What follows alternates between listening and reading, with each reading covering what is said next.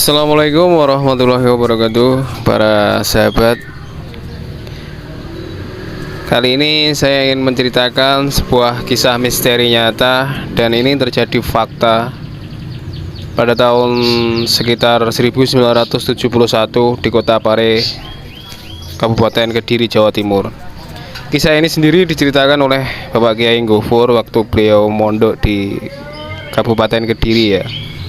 Cerita ini sempat viral pada waktu itu, dan Pak Kiai Ngofur sendiri juga bersama teman-temannya karena penasaran dan kepo mengunjungi beliau waktu itu sekitaran tahun 1971, sudah lama sekali.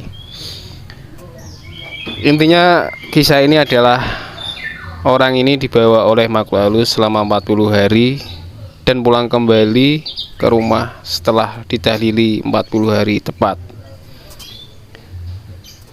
Awal cerita bahwasanya orang ini bersama temannya pergi ke pasar sapi untuk mencari pecut kalau orang Jawa, atau cambuk ya bahasa Indonesia. Kedua sahabat ini pergi ke pasar Pare untuk mencari pecut sapi yang digunakan untuk apa itu kalau orang Jawa itu mengangon sapi, itu juga untuk membajak sawah. Setibanya di pasar sapi, temannya ini setelah sehabis membeli pecut itu kan melihat sapi di pasar sapi ya, dan temannya satu ini itu tiba-tiba pingsan dan meninggal di tempat waktu itu, sehingga temannya panik lalu membawanya pulang. Dengan pertolongan semua orang di pasar sapi itu dibawa pulang dan dikuburkan. Sampai di sini tidak terjadi kejanggalan apa-apa karena dikira temannya ini juga mungkin kena serangan jantung atau apa, sedangkan sebenarnya riwayat sakitnya kan nggak ada. Singkat cerita, setiap 3 hari 7 hari selalu ditahlili oleh keluarganya, dan temannya yang bersama ia saat ia meninggal di pasar sapi itu juga ikut menahlili. Dan setelah 40 hari terjadilah keanehan yang sangat luar biasa waktu itu, yaitu orang yang meninggal tadi itu pulang kembali ke rumah tepat 40 hari di sore hari waktu diadakannya tahlilan 40 hari dia meninggal itu. Jadi seluruh peserta tahlilan waktu itu jadi kocar-kacir ketakutan dan gak percaya, sampai keluarganya sendiri pun tidak mempercayai bahwa dia itu adalah anaknya yang meninggal 40 hari kemarin. Namun orang ini kan memang benar-benar dia sendiri, dia gak meninggal, dia selalu bercerita bahwasanya dia itu katanya gak meninggal. Lah kok bisa? Cerita akhirnya kan orang-orang kan bertanya, kamu sudah saya kubur kok tadi di pasar sapi kan meninggal. Dia semakin kebingungan, lalu dia bercerita bahwasanya waktu di pasar sapi katanya orang ini kan bertemu dengan gurunya, bahwasanya beliau ini ikut torikot ya, kelompok zikir itu. Dia menceritakan bahwasanya beliau ini bertemu gurunya di pasar sapi.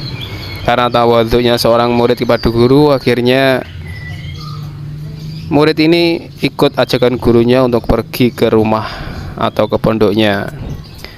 Tibanya di pondoknya, beliau ini tidak curiga apa-apa karena ya persis mirip rumah gurunya, dan yang dijumpai dan yang mengajak itu adalah persis mirip gurunya ya. Pada waktu itu naik dokar, tahun 1970-an kan masih banyak dokar, belum begitu banyak mobil. Sampai di sini tidak ada keanehan atau kejanggalan yang terjadi. Dan hingga waktu masuk sholat zuhur ya, beliau menceritakan bahwasanya di masjid itu banyak orang yang duduk-duduk berzikir. Namun waktu masuk sholat zuhur, orang-orang ini diam saja dan tidak ada yang mengadzani dan juga tidak ada yang sholat. Akhirnya terpaksa beliau ini mengadzaninya. Namun keanehan terjadi menurut cerita beliau bahwasanya setelah beliau ini azan, orang-orang yang duduk berzikir ini beliau pada lari semua meninggalkan masjid.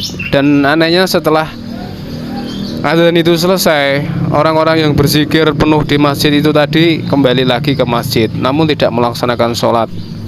Sehingga akhirnya beliau ini pun sholat sendirian.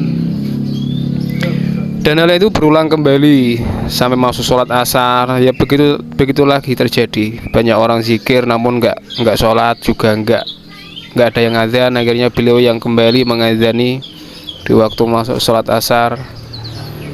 Dan waktu sholat asar azan beliau itu, orang-orang itu pun kembali lari berhamburan dan seperti zuhur tadi, azan zuhur.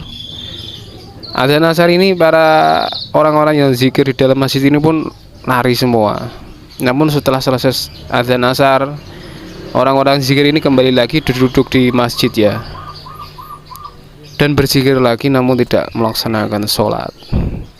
Dan kejadian ini berulang sama hingga masuk azan 5 sholat waktu ya, sholat 5 waktu.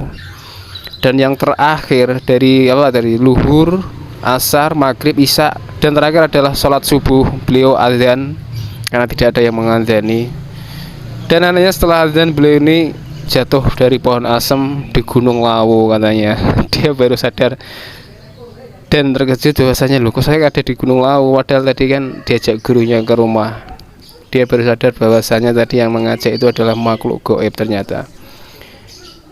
Dan akhirnya beliau pulang kembali ke Pare. Waktu itu belum ada mobil, jadi beliau berjalan kaki.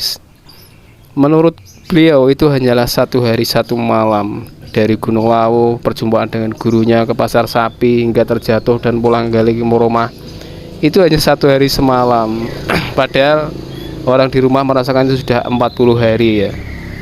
Itulah sebuah kisah mistis dan kisah misteri juga keanehan yang pernah terjadi di Pare, Kabupaten Kediri. Nanti kalian bisa search Google ini, cerita ini fakta dari Pak Yai Gofur dulu pada tahun 1971 ya. Beliau kan dulu mondok di Kabupaten Kediri di Kecamatan Pare.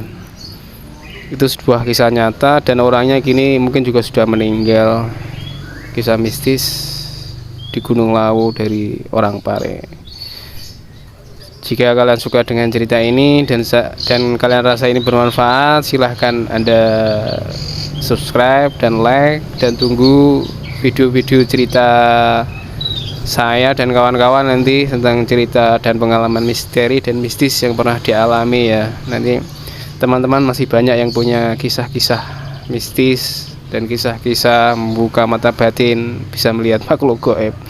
Nanti saya ceritakan di sini karena ini juga permintaan kawan-kawan sebenarnya ya. Saya akhiri dulu. Wassalamualaikum warahmatullahi wabarakatuh.